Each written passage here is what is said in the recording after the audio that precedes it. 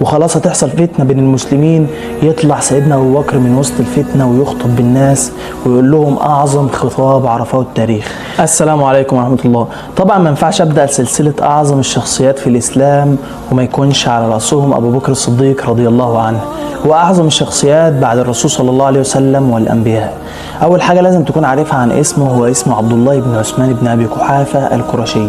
سماه الرسول صلى الله عليه وسلم بأبو بكر الصديق، وهنا لازم تعرف حاجتين عن اسمه.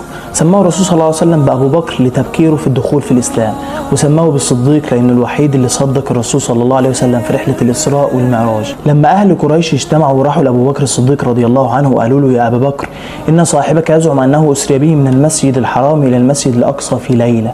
فكان هنا أعظم رد من سيدنا أبو بكر، قال لهم: إن كان قال فقد فعل. أنت متخيل تصديقه للرسول صلى الله عليه وسلم في كل حاجة الرسول بيقولها؟ ولا من بعد الرسول صلى الله عليه وسلم ما مات وخلاص كان هيحصل فتنة بين المسلمين على موت الرسول صلى الله عليه وسلم، وسيدنا عمر بن الخطاب ياخد سيفه ويطلع ويقول: من قال إن محمدا قد مات قطعت رأسه، وخلاص هتحصل فتنة بين المسلمين، يطلع سيدنا أبو بكر من وسط الفتنة ويخطب بالناس ويقول لهم أعظم خطاب عرفه التاريخ. يقول لهم: من كان يعبد محمدا فإن محمدا قد مات، ومن كان يعبد الله فإن الله حي لا يموت.